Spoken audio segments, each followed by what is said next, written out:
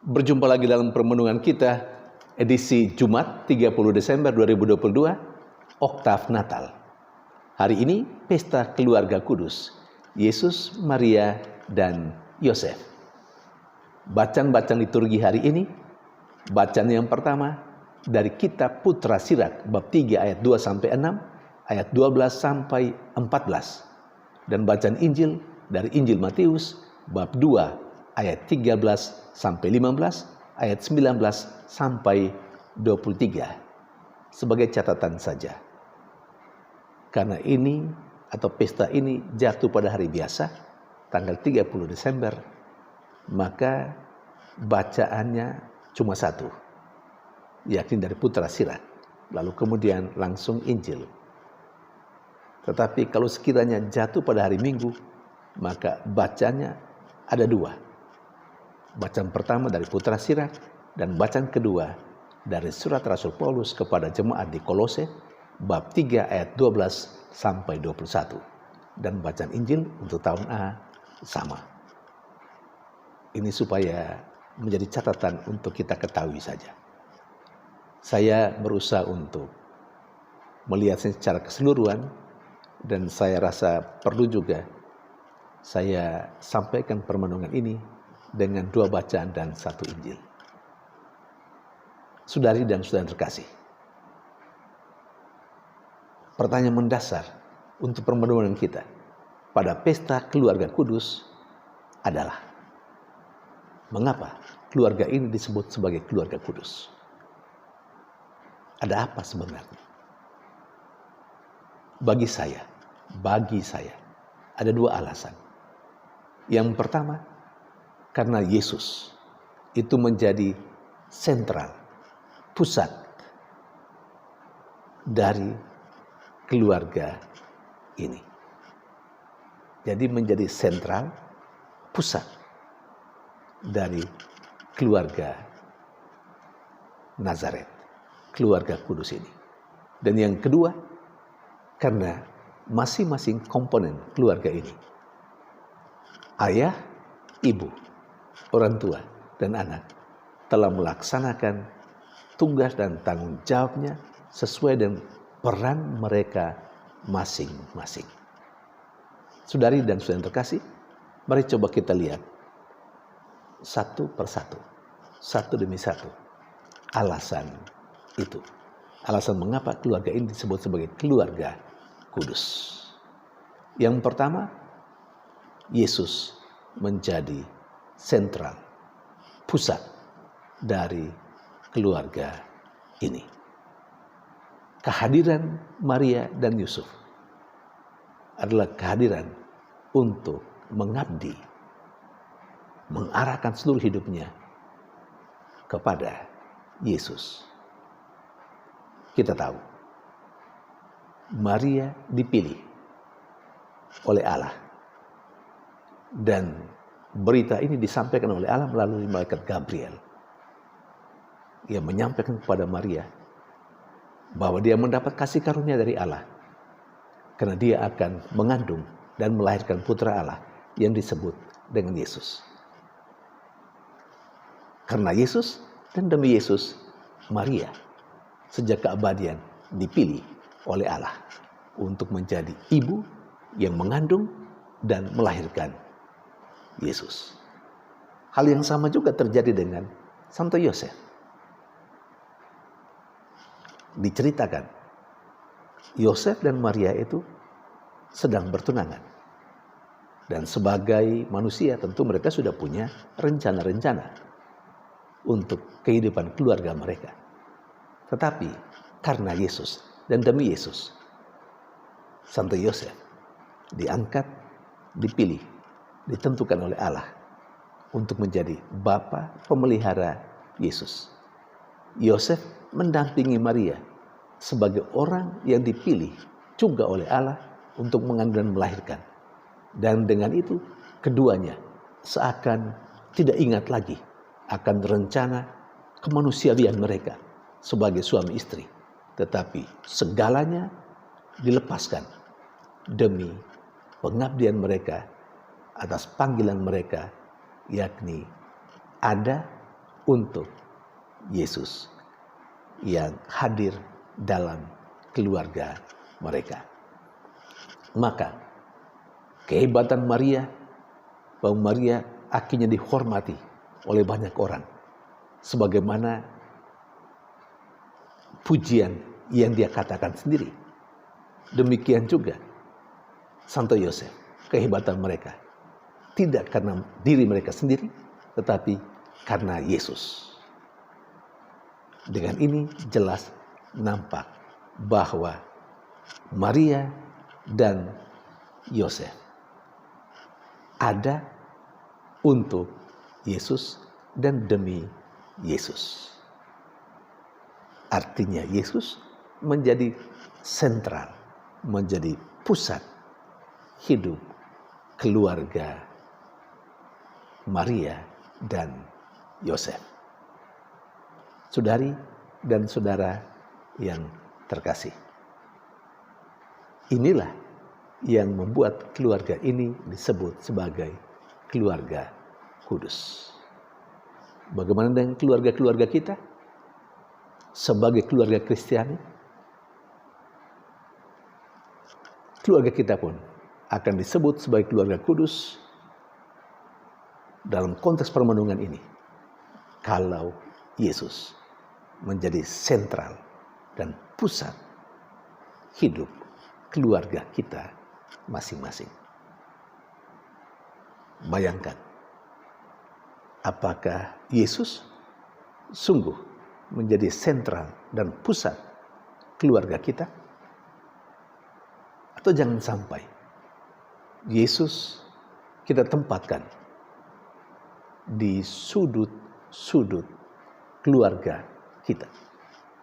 Jangan sampai Yesus tidak mendapat tempat sama sekali. Dia berada di pojok-pojok rumah kita.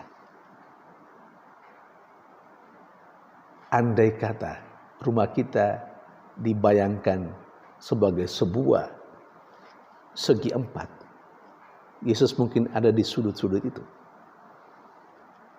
Yesus belum menjadi sentral.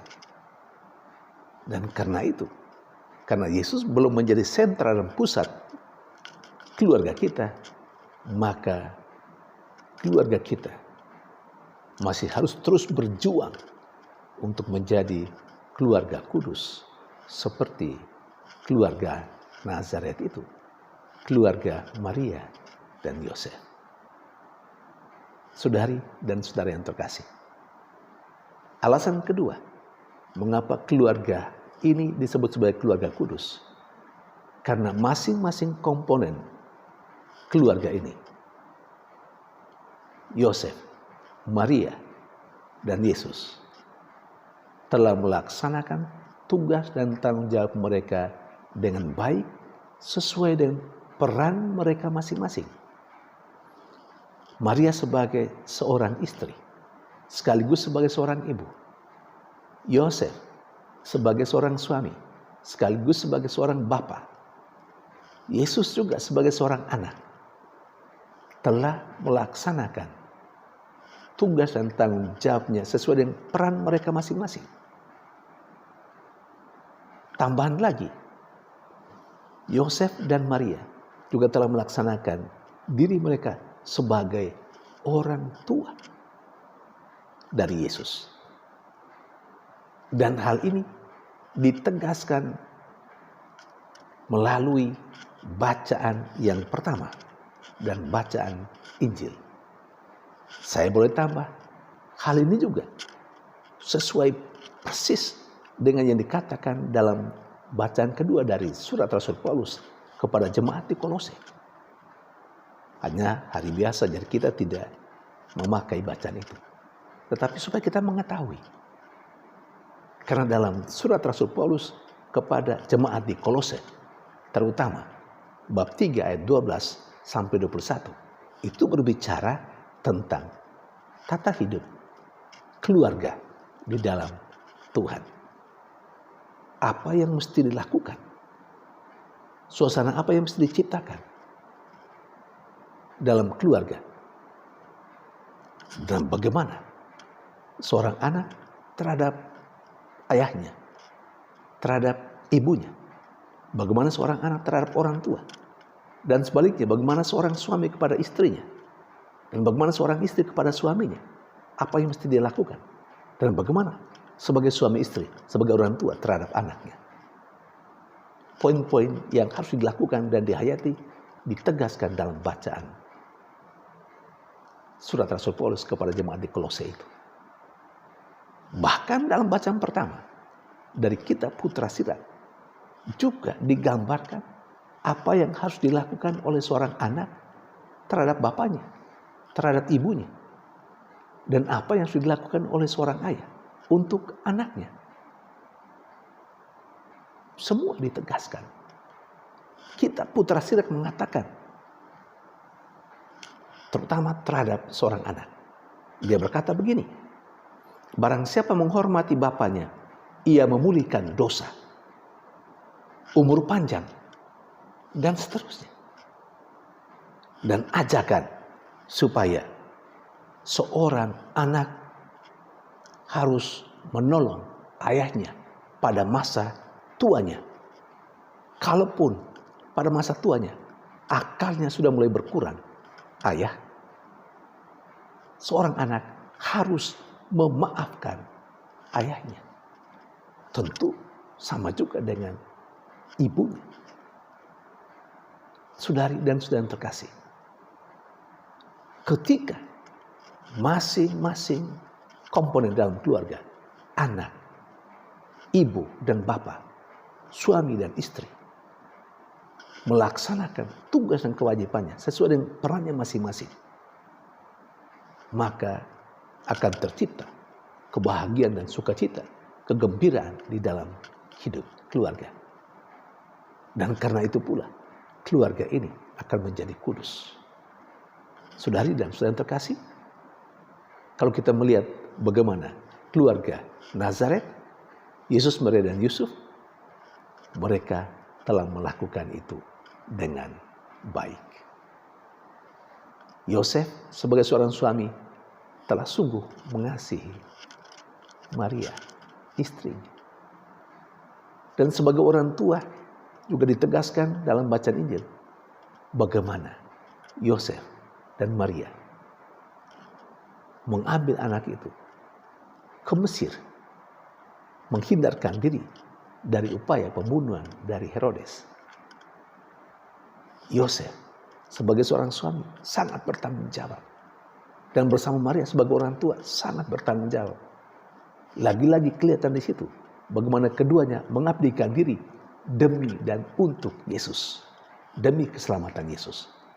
Dan pada sisi lain, pada bacaan-bacaan yang lain, kita tahu juga ceritanya bagaimana Yesus, sekalipun dia adalah putra Allah, tetapi dia taat kepada atau di bawah bimbingan orang tuanya, Maria dan Yusuf. Kita ingat cerita tentang Yesus yang pada umur 12 tahun tertinggal di Yerusalem. Walaupun seakan kata-katanya agak keras, tapi pada akhirnya dia meninggalkan Yerusalem, bait suci, lalu bersama dengan Maria dan Yusuf kembali ke rumah. Saudari dan saudara terkasih, terlalu banyak hal yang bisa kita renungkan mengenai peran yang sudah dihayati dan dilakukan baik oleh Yesus sebagai anak maupun oleh Maria sebagai istri dan sebagai ibu, ataupun Yosef sebagai suami dan sebagai ayah. Mereka telah melakukan segalanya dengan baik. Itu pula yang menjadi sebab mengapa keluarga ini disebut sebagai keluarga kudus. Bagaimana dengan kita? Sekali lagi, keluarga-keluarga kita akan menjadi keluarga yang kudus andai kata Yesus menjadi sentral kehidupan keluarga kita, dan masing-masing kita dengan peran sendiri-sendiri sebagai ayah, sebagai ibu, sebagai suami, sebagai istri, sebagai orang tua, dan sebagai anak telah melakukan apa yang menjadi tugas dan tanggung jawab kita. Kita pasti akan disebut sebagai keluarga yang bahagia, keluarga yang kudus. Semoga pesta keluarga kudus Nazaret, Yesus, Maria dan Yosef menginspirasi kita untuk menjadi seperti mereka. Tuhan memberkati.